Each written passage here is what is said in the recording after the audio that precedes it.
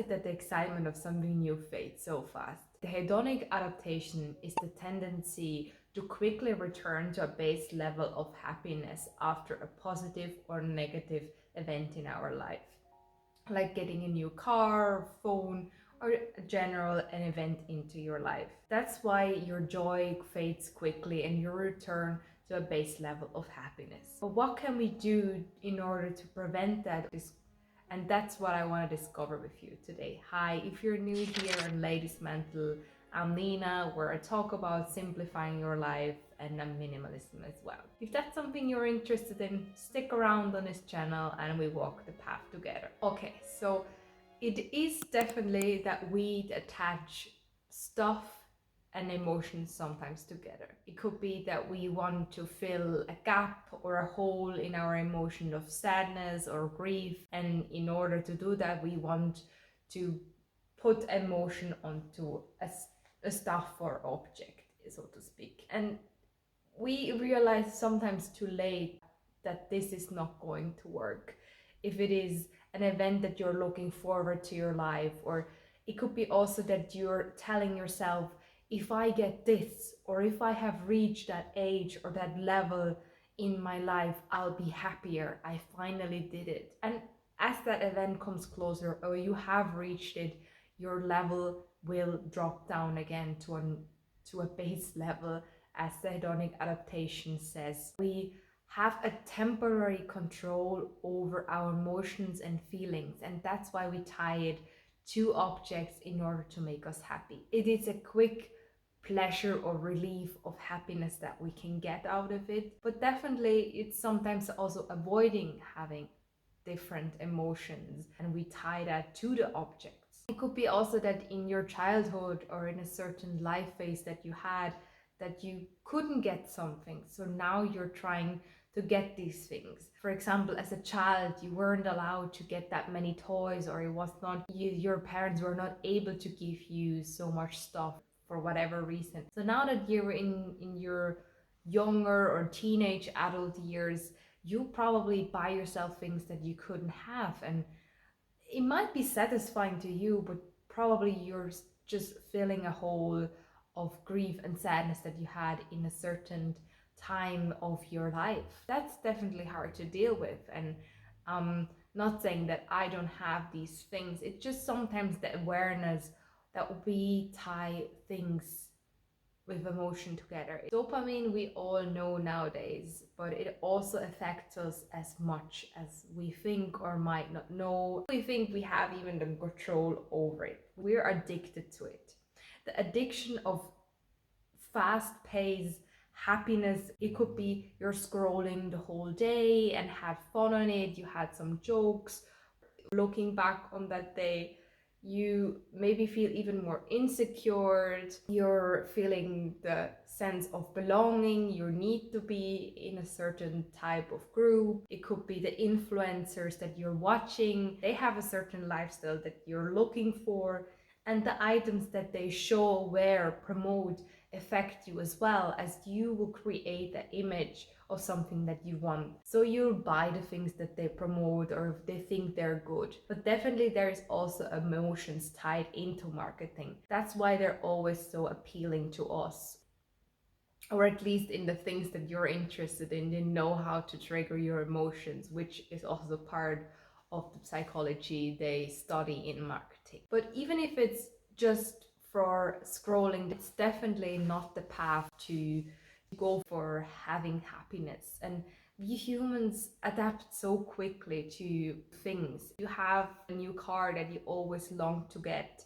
It will be exciting and thrilling to have it. You take care of it. You literally baby it. But even if that time took years or just 2 months, after a while, it's your new normal. It's the standard you're having. It's now a car that puts you from point A to P, or you're thinking already of a new car, like the next level that you can reach. That's something we humans have so gradually integrated, not only in our behavior. Adapting too quickly can also be in a negative way. So what can we actually do in order to reflect on our emotions and have a bit of the dopamine in check. It is by reflecting and making your emotions aware. One of the things that helped me personally is having moments of silence and reflection, such as journaling, writing down what is currently going on in your mind or just the day itself. Take time aside per day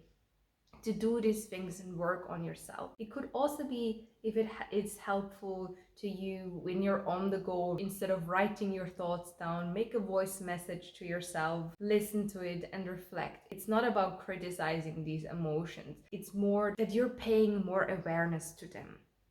You're recognizing them and don't see them as more guilty or hiding them. Even in a life situation that currently is so hard to deal with and you try to numb it, at least recognize it or try to let that emotion be in your life at the moment, no matter if it's positive or negative. But if you have a tendency to have anxiety or you already constantly in your mind, I wouldn't recommend you to do it in your head, in your thoughts, because you do it constantly and it's definitely your mind is tricking you or telling different things. But by writing it down and reflect it or even reread it again, what you wrote can be helpful. But even aside from the emotions, you can have a system in place in order not to buy the things that you're not sure of, having the overconsumption on the first plate, and the impulsive buys. Because the impulsive buys is basically the reflection of that dopamine and that happiness that we want to have easily achieved. It's the easiest way to get it, for buying things or accumulating stuff that we think could make us happy. You know what I mean? It sounds so familiar. Anyway, what I wanted to tell you is having a wish list. The wish list will be there for you to write your things down or have it on your phone, the things that you want to buy.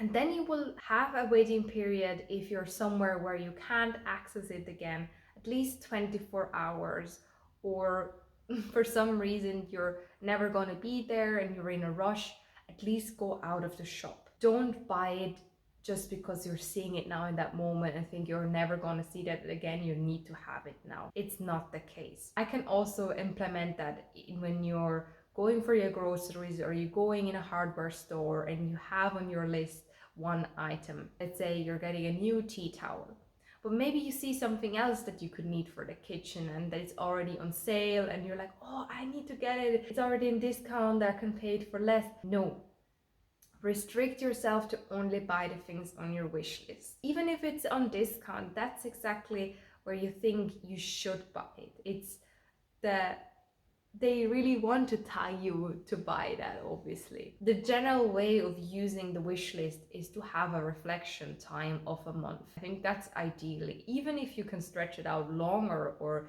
a bit shorter, a week or two is already better than buying it in an instant. The reason why I can only recommend it so many times and emphasize it is because the things will probably have a different view or feeling over time. When you have it on your phone, it could be a screenshot that you made of that item and you see it here and there, you browse a little bit through your wish list, you will definitely see with a different eye. And another big word that I can put on it, maybe you can write it even on your wish list on the top: don't buy yourself problems.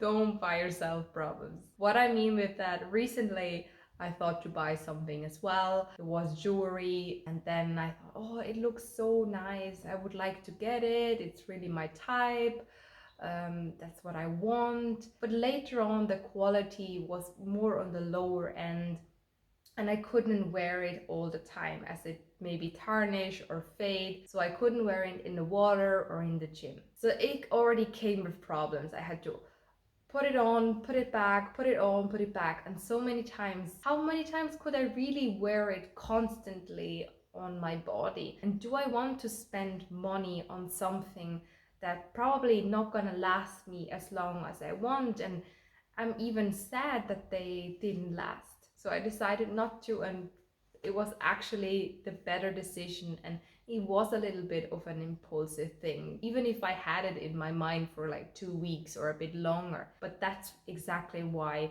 I want this wish list, to even prevent myself from doing things that I will regret in the future, even though it has in that moment such a strong emotion or will tendency. See how it goes after that. And as I was speaking of dopamine, try to reduce it, especially in the evening. Have a blocking app on your phone, or just lock it away, or have it in a different room but not in your bedroom. Try to have another way of calming yourself down. It could be your reading or your painting or meditation, or as I said in the other point, journaling. Do that before bed. Clear your mind, and you will also feel more relaxed when you're sleeping.